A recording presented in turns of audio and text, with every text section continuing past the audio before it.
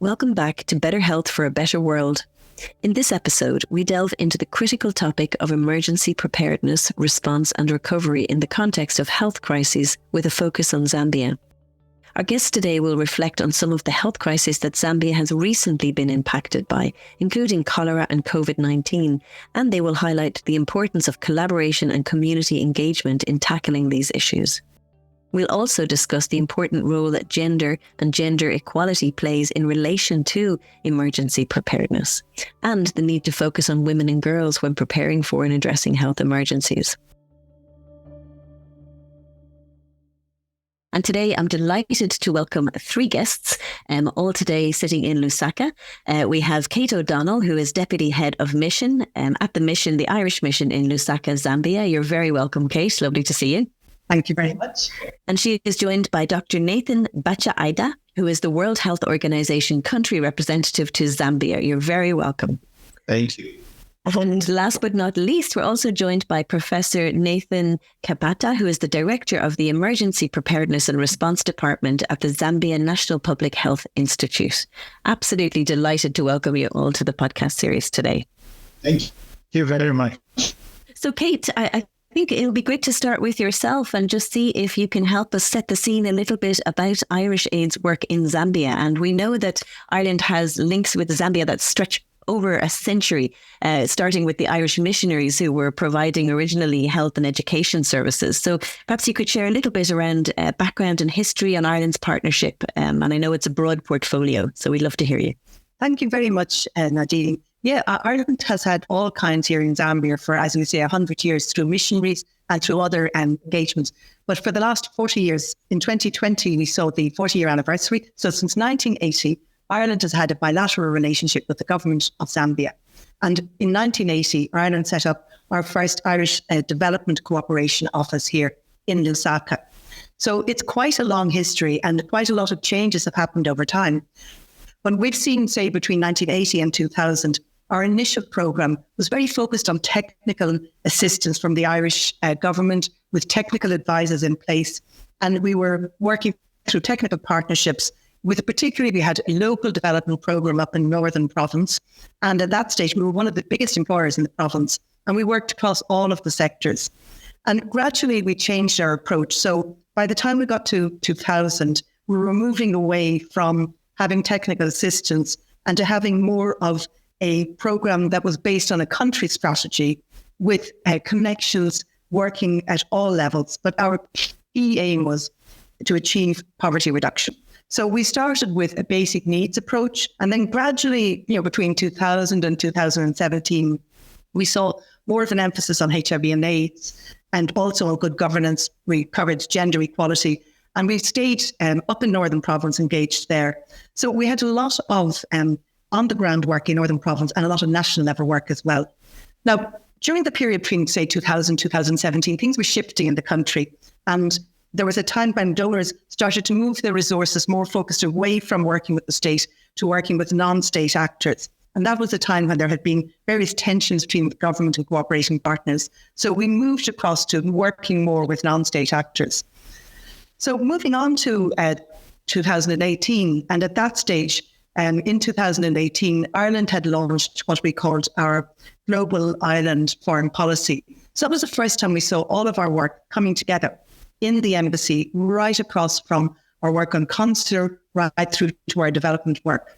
So our first kind of strategy we had at that stage, it had a strong focus from 2018 to 2022 in the development side, a lot of work on social cash transfer, a lot of work on nutrition, and also a lot of skills training for women and youths.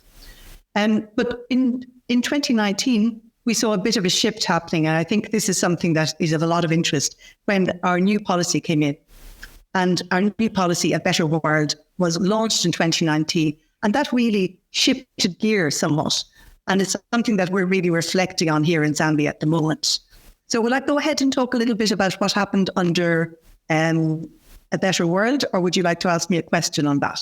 Yeah, I mean, it would be great to hear a little bit more about a better world. And also, you might just explain social cash transfers for anyone who mightn't understand that, just what that is. And then, yes, please tell us a little bit about how you're implementing the policy. It's always interesting to see how a policy is implemented. Sure. Well, under the last policy, we were working on the area of social protection, and social cash transfers were provided to those people who met criteria for vulnerability in terms of age or ability or vulnerability for dependents. And so those were cash transfers that were made the equivalent of the social welfare payments that we have in Ireland. So just coming back to a better world, it's so interesting to see how policies are implemented on the ground. Tell us a little bit about how you've been implementing and how, what the priorities have been for Ireland in support of Zambia. Sure. And a better world, has a set of priorities that really resonated with us here in Zambia. So we've actually working on all of the 4 policy priorities for a better world in our new strategy, which we had approved in earlier on this year. So we're working on gender equality, climate action, good governance, and reduction of humanitarian need. And all of that has a very, very strong, deliberate approach to leaving no one behind. And that's something we're very intentional about in this strategy. And we're really targeting our areas in particular on policy influencing and on system strengthening, particularly in areas where we have a particular advantage and where we focus on those that are furthest behind, not just for one reason, but because there are multiple overlapping disadvantages and lack of opportunities that affect people and keep them behind. So this is the kind of the shape of our new strategy, which will run from 2023 to 2027. And we'll have a lot of focus on working with partners and agencies here, both at national level in terms of our work on policy, but also making sure that we're working with partnerships that reach down to the local level. Yeah, thank you, Kate. That's great. That's a really, really good overview. And I know there's many details within each of the programme areas that we might be able to hear a little bit about as we move along. I wonder, speaking about, I know Ireland has been working together with the ministry and also with WHO specifically on emergency preparedness, response and recovery. And I wonder if I come to you, Professor Kapata, just bearing in mind the recent cholera outbreak, re-emergence of diseases like polio and measles, can you say a little bit about that and how the Public Health Institute prioritises and invests in those prevention efforts to really manage the impact of health crises like these? Yeah, so thank you very much. Of course, it's a very complex situation. And what we normally do is to prioritize. We have done risk assessments, risk mapping, and profiling of the various threats that we basically have. So like you have mentioned, cholera, polio, measles, and so on. So what we normally have done to prioritize is to do the risk mapping and profile this and understanding where are the threats coming from. So we have different areas. The first area where we get threats, of course, is the ones that are endemic, the ones that are with us based on the fact that in the environment, there are the vaccine preventable diseases, and many others that are according to the environment that we have. So that's the first group of threats that we have. The second group would be the group of pathogens that would be introduced in the country because they are coming from outside due to people coming in across borders and also international travel due to various reasons, of course, trade, socioeconomic, and so on. So that's the other group where you get threats. And the other one, not so common, particularly in our area, would be the threats that would come up because of human activities such as accidents or bioterrorism. We don't get so much of that. And however, it's also possible that in the laboratory, accidents can happen and therefore pathogens leak out and cause outbreaks and so on. So the main ones that we deal with are the endemic ones. And that's where we've invested in ensuring that preventive activities and programs are running. For instance, we have the National Cholera Elimination Program, we have in place a national cholera elimination plan that has been put in place. And so what we do is with these identified risks that we have profiled, we then develop contingency plans. Each contingency plan is costed to ensure that if an event, those that exist to a certain level at a certain threshold are being monitored through our routine surveillance. If the threshold, the normal threshold is reached or is surpassed, then a response can be mounted, and therefore ensuring that surveillance of such diseases is prioritized as well.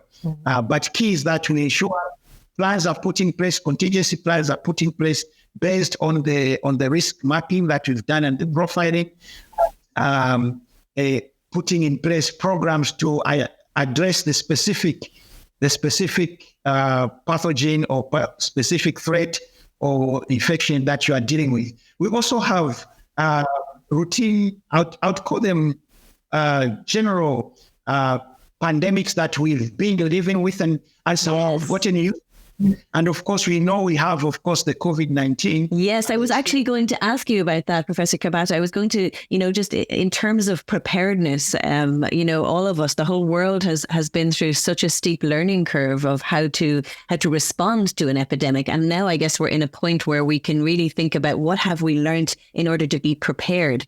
What would you say are some of the key learnings for Zambia in that regard? So things like, so our preparedness really has been to ensure that we have in place systems to be able to be resilient to respond to this. So because we've also learned lessons before the COVID-19, we had been battling with other diseases such as the HIV, TB, malaria problems that have been within the country. But also we've been having other diseases, outbreaks and threats such as the Ebola threat. So we had come up with emergency preparedness plans to ensure multi-sectoral, all hazards emergency preparedness plans are in place and therefore ensuring people are well trained, are able to respond in case of an emergency, and we are able to detect the threats as they come.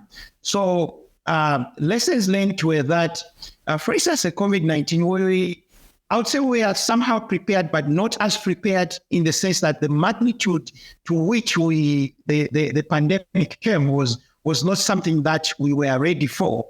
But we had in place certain systems. People were trained as rapid responders. We had in place areas where we could isolate people, where we could quarantine people, and we had protocols which we could follow and that practiced some of these protocols. And we have to ensure that we keep practicing this so that the next pandemic, we're actually ready.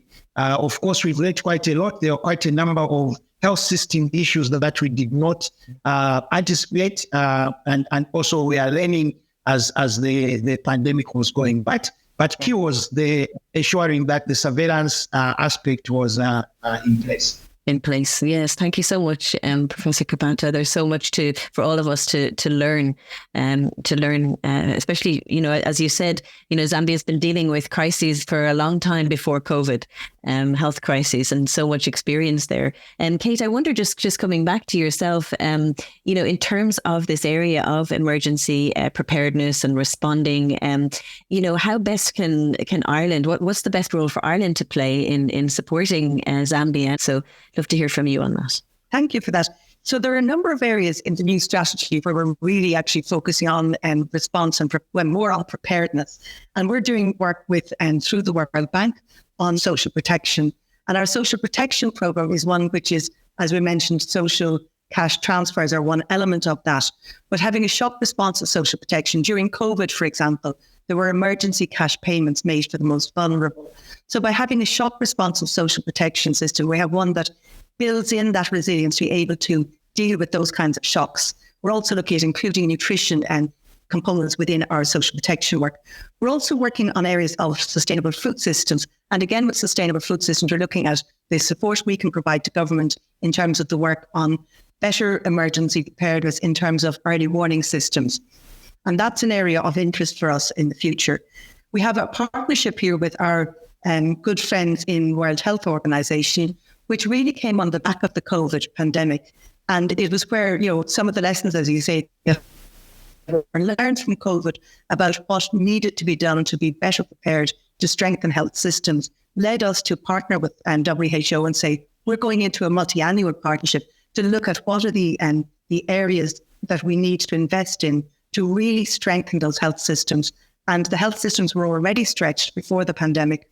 So the pandemic has increased the pressure on those. So I think that's a really key area for us. And that's evolving as we go along. We're looking at that. And I think then another area in terms of emergency preparedness we're looking at is we're doing more work with youth on climate action. And we're really looking at what are the areas we can develop with youth in terms of their thinking, in terms of their preparedness. So those kind of a range of a flavour of the work we're doing in our new strategy that works in all of those areas. Yeah, as we say, it's so broad, so many different areas, and together just sounds like a very comprehensive, a comprehensive approach. And it's great to see how a better world, the policy is translated into action in the local context in terms of local needs and priorities. Dr. Bakyaita, I wonder if I could come over to you. As Kate mentioned there a little bit about the partnership with Irish Aid, perhaps you could tell us a little bit about the work of WHO, particularly in relation to health systems and some of the health crises that you have been dealing with during your tenure as country representative. I think thank you so much for this opportunity. And I just want to say that we've been doing a lot of work on health systems, but also on health security. As we all know that a good health system is the bedrock for good health security. And COVID-19 did expose the weak side of our health systems, because all the health systems in the world suffered when this emergency came. So what WHO does is that we know that the response to, setting up a health system and even the response to outbreaks is the role of government. So we just come alongside response and recovery organizations, communities and individuals, and carry out preparedness activities in order to build the capacities needed to manage all types of emergencies and achieve another transition from response to sustained recovery. So what are some of these actions that we work together with or have been working on? One of them is on public health risk awareness and profiling through systematic risk assessments. Then we work on plans together. Again, I think my colleagues from ZNPHI, Professor Nathan mentioned that. And then it's very importantly, after drawing up those plans, we try to identify the health and associated technical capacities required for health security and training, mentoring, and aligning the personnel towards the performance of these roles. Of course, if you are to respond to emergencies, you need resources. So we try to look at, and we are so grateful for the partnership we have with Ireland on helping resource that area. But this is a key contributor to effective emergency preparedness and response. The other thing we try to do is to stockpile equipment and supplies to meet ongoing and site public health needs, including the areas of laboratory testing, clinical care, infection prevention and control. I remember that last November, on realizing that there was an outbreak of cholera in our neighboring country, Malawi, we worked together with ZNPHI, government, and other partners to stockpile materials ahead of time. So when the outbreak occurred on our side of the border, we already had some materials to start, and actually the outbreak was rapidly controlled, although on our side, there were still cases coming from the other side. The other thing, of course, that is important that we work on is establishing coordinating mechanisms between government and key stakeholders on health security and the different levels of government. Then during the times when we do not have major outbreaks, we work on continuous strengthening through exercises where you give a scenario and say, supposing this happened, what you do, that is a way of testing our systems. But also we do what we call after and intra-action reviews during events. So like after an outbreak of cholera, we did intra-action and after-action reviews. Right now, we are working together with ZNPHI and other departments in the ministry, and of course Ireland, to document some of the practices that happened during the COVID-19 outbreak. There's a research going on. So that is one way of ensuring that we do better next time. Yeah. Yeah. Yeah, thank you so much. That's a really interesting overview. And I know, of course, WHO is involved in so many different topics and aspects. I wonder, when we talk about health systems, we often don't talk about the community, community healthcare workers. And I know in Zambia you have some really, really great programs that support community health workers. Could you say a little bit, Dr. Bakyaita, on the importance of community health workers and community engagement, particularly when it comes to emergency preparedness and response? Communities are very critical to effective emergency management, and WHO recognizes that, and we try to have come up working together with government and all other stakeholders to strengthen that area. One of the areas we work on is what we call event-based surveillance, whereby there's a system set up where rumors and stories that are coming from the community are collected and analyzed to see if there is a risk that we may be missing. Then also when outbreaks do occur, members of the community are represented on the coordination mechanisms. As you can imagine, in Zambia, we have a very strong traditional governance system through the chiefs at the moment. So if you're going to have any response and you want it to succeed, you have to work together with the chiefs and their headmen and all that structure at the community. So they are very, very important. The other thing, of course, is that we work together with other stakeholders on risk communication and community engagement, where you analyze the risk and also make sure that you go out to the communities and try to understand what their thinking is about that risk and try to respond to their concerns so that whatever program you put in place, it is appropriate to their context. One of the things, of course, in Zambia, we have a little more flexibility from other parts of the world. For example, we know about the Ebola outbreak in West Africa, where the communities did not trust. That taught us trust the authorities. It taught us a big lesson that you do not get involved in any response activity without having the community people on board. COVID-19 was also a very good example where there were a lot of myths and beliefs, many of which were false, about COVID-19. So until you engage the community leaders and convince them about some of the interventions, particularly the vaccine, then our coverage was lost. So I will say that we work very closely with the communities to ensure that they are part of the response, because without them, there are certain aspects of the response you never succeed. Yeah, absolutely.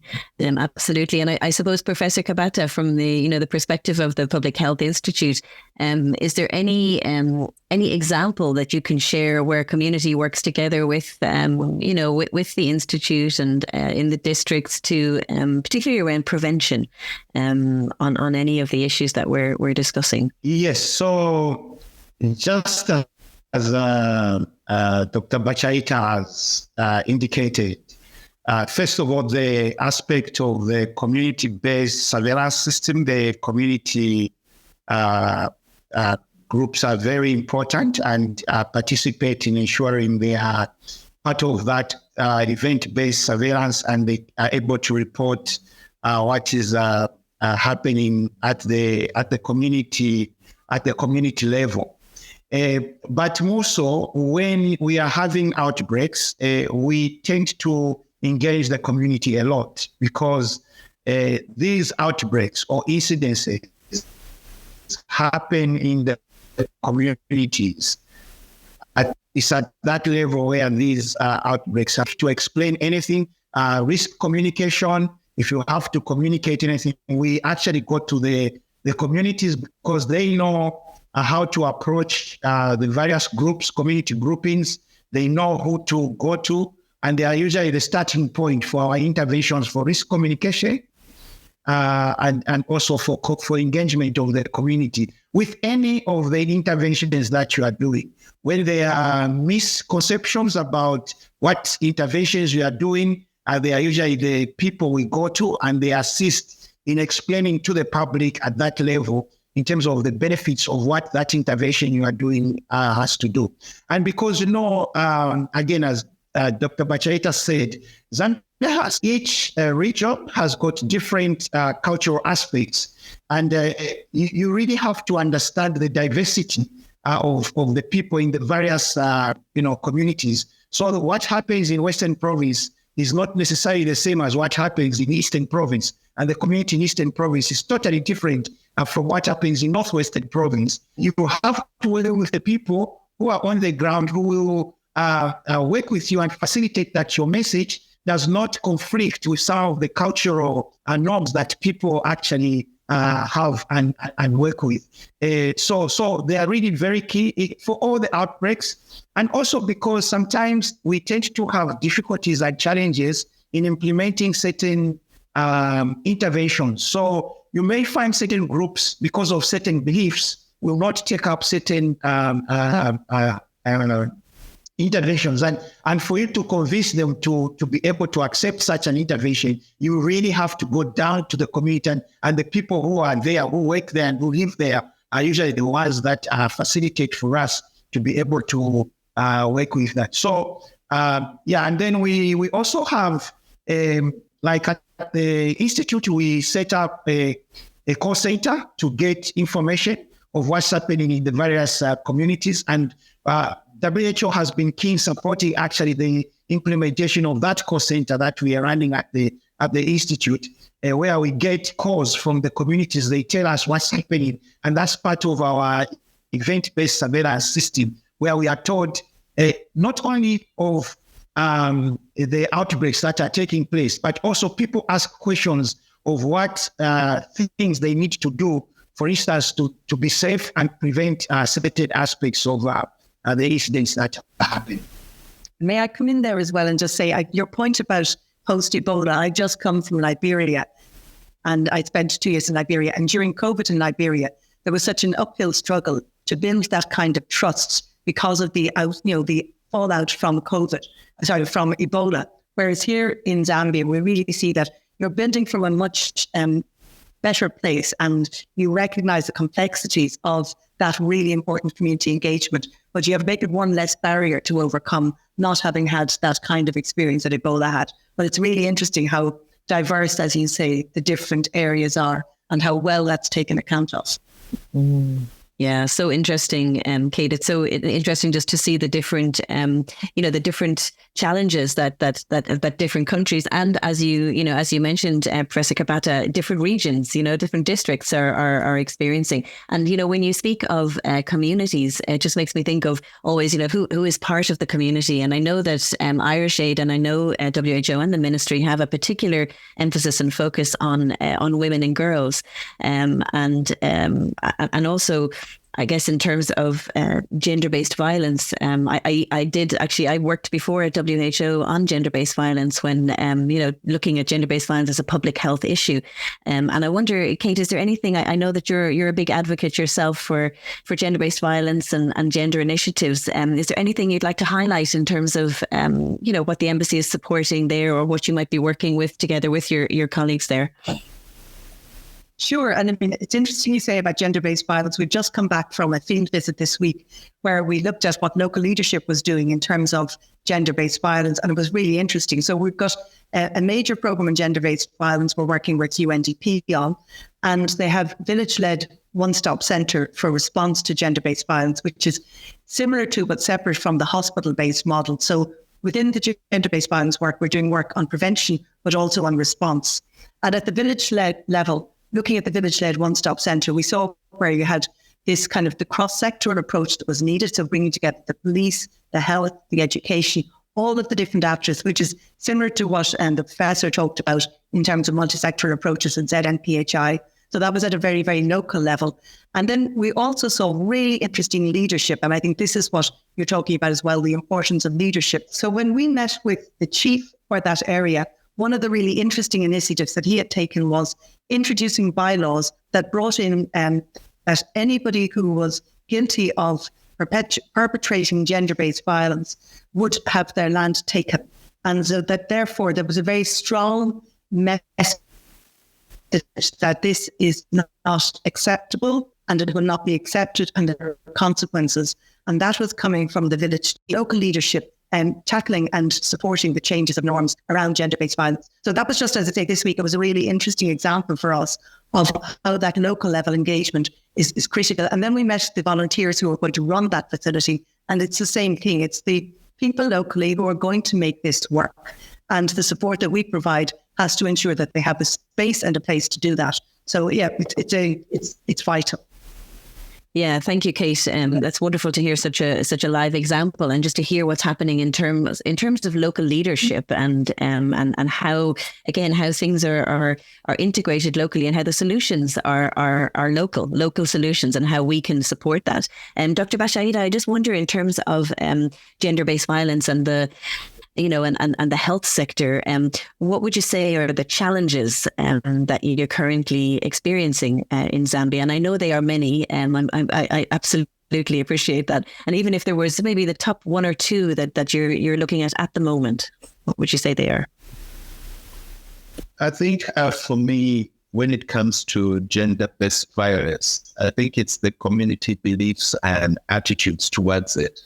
Because I think before we are able to sensitize our entire communities and let them know that this is wrong and should not happen, those who suffer from it and should report will not report. So there's a lot that goes on under the radar because people have been told to think that this is something that should happen, yet it should not happen at all. So for me, I think that's the key thing.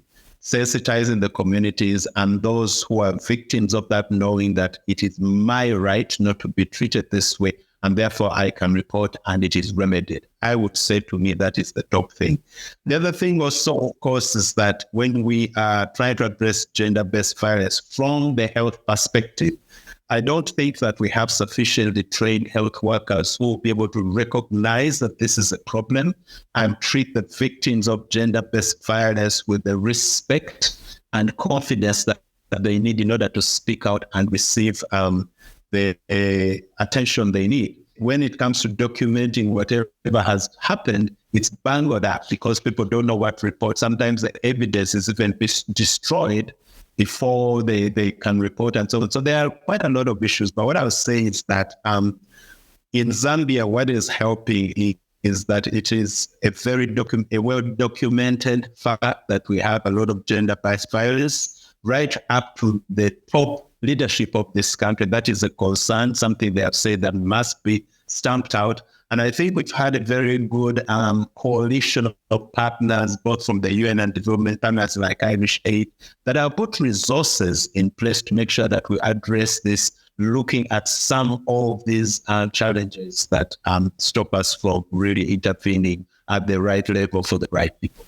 Yeah, thank you so much. Thank you so much. And it's just, I'm just thinking about when I say our own, I mean our own as in our own Irish and our own Zambian Professor Father Michael Kelly, who, obviously was in Zambia for over 50 years and was such an inspiration and a leader to all of us in terms of just the importance of the focus on women and girls in education, women and girls in gender-based violence and HIV and AIDS. So lovely just to remember him in the context of this conversation as well. And perhaps as we come to a close, I might just come to each of you, and what we try to do is just ask you for a message from each of you, something that you might like to convey to listeners who are passionate about global health and also passionate about creating a better world. So any message that you would like to share. So I might come to you. First, please, Professor. Yeah, so thank you again. The key, I think, is that it's important in global health, particularly for health security, to work in a very multi-sectoral, multidisciplinary manner. Cooperation, partnerships are really important because threats for one person, an incident that happens to one can easily cross over to another, and just like that can affect the globe. Therefore, cooperation, collaboration amongst partners and also governments and everyone else is key for us to ensure that health security is highlighted. Thank you. Wonderful. Thank you. Powerful words. Dr. Bakyaita.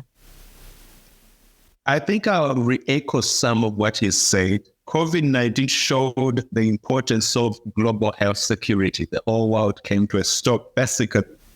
But one of the key lessons we picked out of that is that there is no single sector that can handle issues of epidemic outbreaks alone. So my call for global health, people passionate about global health, would be that all key stakeholders should coordinate and collaborate while working with communities to ensure our collective health security. Okay. Thank you. Thank you so much. And Kate, I guess last but not least, coming to you, and also just to say how inspired we are in this podcast series. We've been speaking to the different missions, the different embassies, and we seem to be finding incredible women based in our embassies who are working with partners and translating these policies into action on the ground. So we're very inspired by that. And we'd love to hear a last message from you, Kate.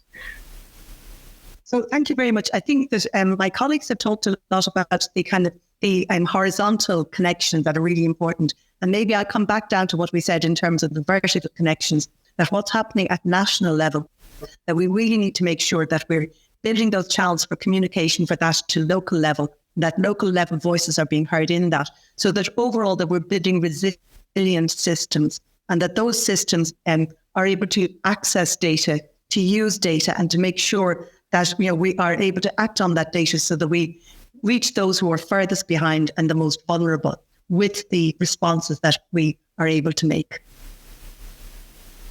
Thank you. Thank you so much, Kate. Thank you, Professor. Doctor, thank you so much for joining us. It's been really, really interesting to just be live in terms of what's happening on the ground in Zambia, and particularly around emergency responses and preparedness, around gender-based violence, around collaboration, around health systems. We've learned a lot, and we're very grateful. Thank you so much. Thank you too. Thank you very much. And that brings us to the end of another enlightening episode of Better Health for a Better World. We hope you enjoyed our exploration of the remarkable global health projects and programs supported by the Government of Ireland. Remember, by investing in the health and well-being of communities around the globe, we not only create a better world for those in need, but also foster a more interconnected and compassionate planet. We encourage you to stay engaged and to take action, as each of us has the power to make a difference. Thank you for joining us on this journey towards better health for a better world.